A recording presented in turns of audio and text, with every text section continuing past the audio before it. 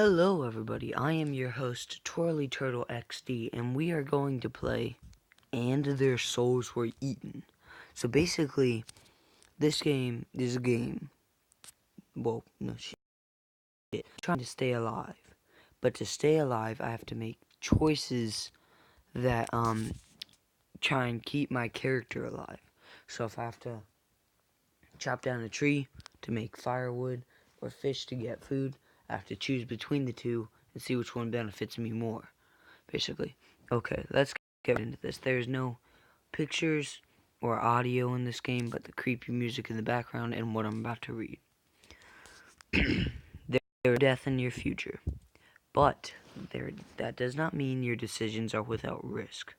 Well, okay, let's get right into it then. And their souls were eaten. Here we go. I loved my sister. I didn't know. I said the words my mother said after my grandfather died. The old speech was strangely easy for me to say, even though I didn't understand the words. Later, much later, I learned what they meant. Give your soul to me, and I will carry it in my heart of hearts. Jesus, I will carry you with all my life. Whoa. Ooh, okay. I will carry you to the other land. That was the day that I discovered I had the gift. That was the day I ate my first soul. 1 week later, I kissed Mom and left Scarsdale to make my own way in the world. Oh, I left Mother alone. It wasn't because she asked me to, but because I was a coward. I traveled alone for the same two reasons. Every so often I encountered a soul eater, powerful enough to see that I carried two souls instead of one. They always knew instantly that I was a soul eater shirking my duty.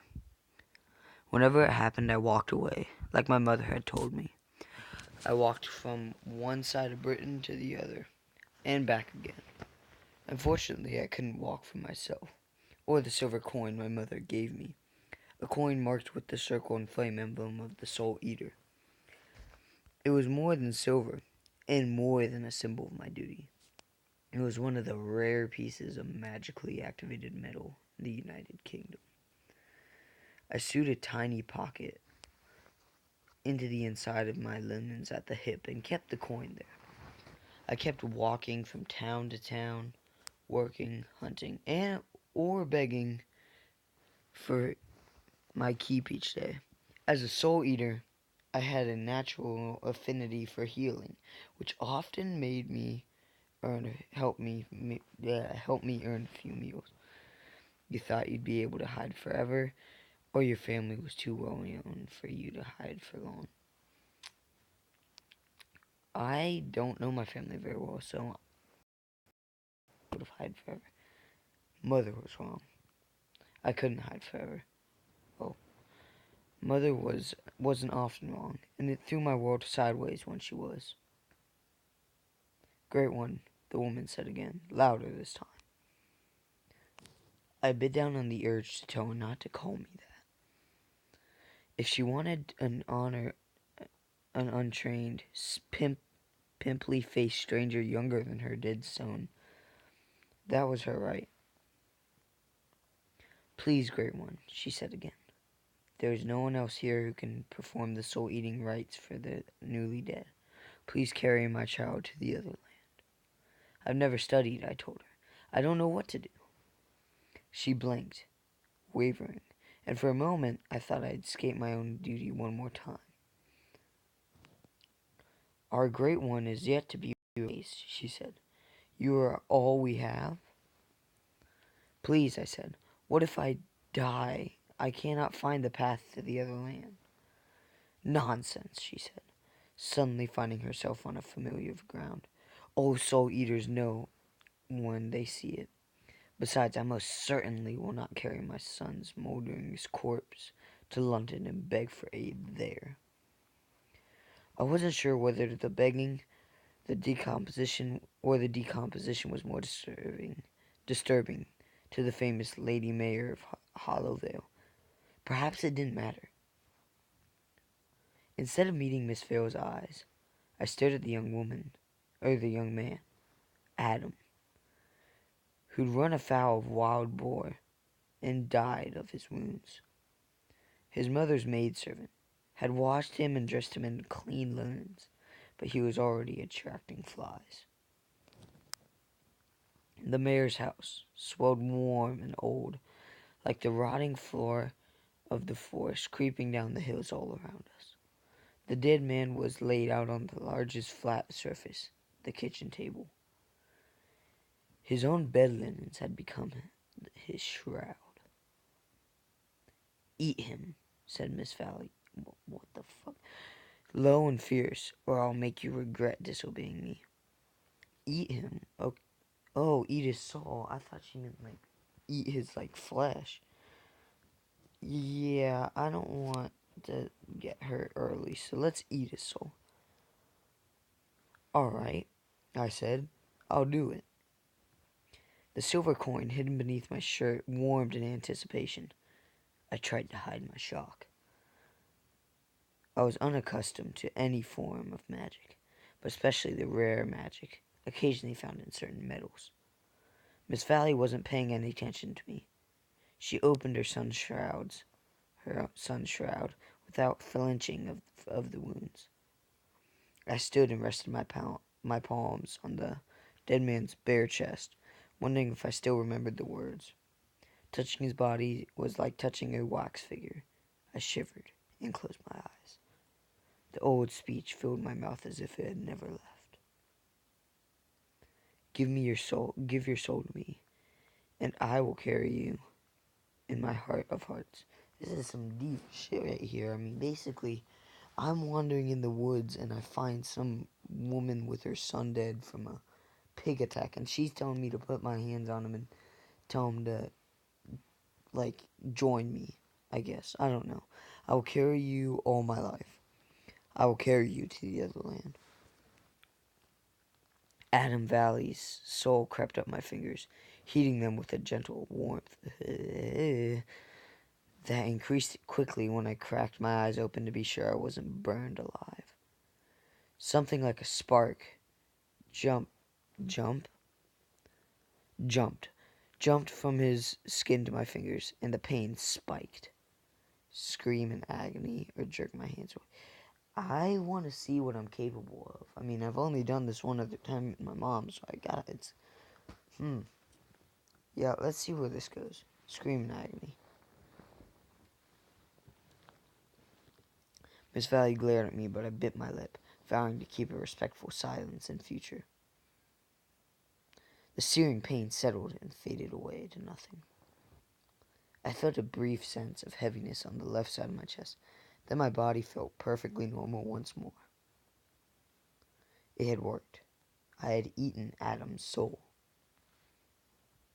I stepped away from the body and gave Miss Valley an awkward bow. She looked like a woman who liked to be bowed to. The magically activated tin panel on her door binged loudly to indicate the arrival of a friendly visitor. But Miss Valley didn't move. Her maidservant hurried to answer it, scrubbing her face with her hands in the effort to hide the tears lingering there.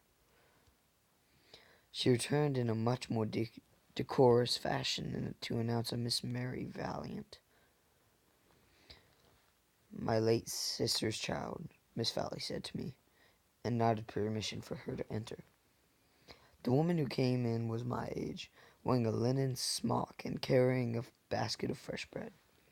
She greeted her aunt and I, and then blinked in confusion as she realized she couldn't set the basket down on the kitchen table.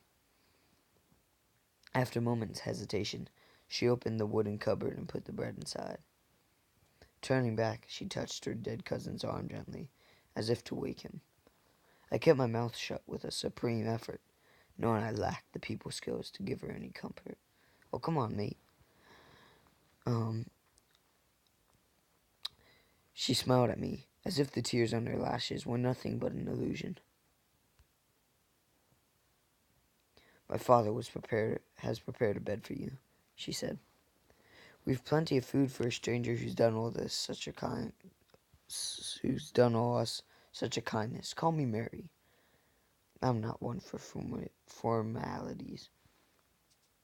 Nonsense, child, said Miss Valley, moving towards me as if to grab hold of my wrist before I escaped. The Great One will stay with me. Each woman turned her steady gaze on me as I realized they were waiting for me to choose. I had to disappoint one of them. Yeah, I don't like Miss Valley. She seems like a total bitch. So let's go with Miss Mary.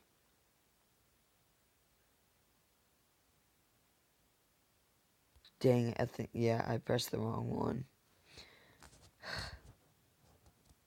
My servant will make sure you have everything you need, she said, already turning away. Yeah, I guess it's for the best then. Oh, she said, turning back. I almost forgot your payment. I blushed furiously, feeling more like a fake than ever. Please don't think of it, I beg of you. Nonsense, she said, with a false-heartedness. Good deeds must be rewarded.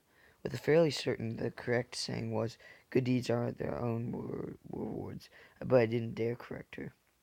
She picked up the trousers Adam had been wearing when the boar attacked him. They had been folded neatly, but not washed or repaired. She passed them to me. I said. Not the trousers, you young fool, she said. The pocket watch. I bit back a comment about not being able to read thoughts quickly and found the heavy watch in the pocket. It was a beautiful object, with a smooth opening mechanism and a tick so soft it sounded like the shushing of nearby water. I nearly dropped it as it turned unnaturally hot in my palm. The casing was real silver, and its magic was already activated. Adam had been carrying the watch when he was attacked. That was why the magic had awoken. Even a non-magical person like Adam sometimes activated the magic in a moment of extreme emotion. I glanced at Miss Valley and saw that she had guessed the magic was activated by the terror her son had felt as he was wounded. It was too great a gift.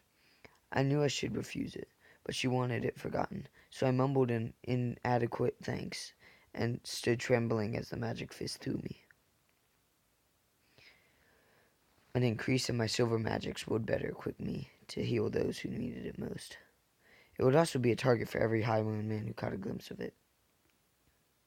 Her maidservant stood waiting for me in the inner doorway. I stilled my racing thoughts and followed to a room that had obviously belonged to Adam.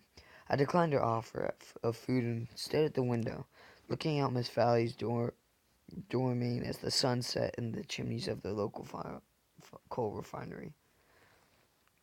Hollowvale was a pair of villages that had merged into one. Okay, guys, that is where I'm going to start episode 1 of, and then their souls were eaten.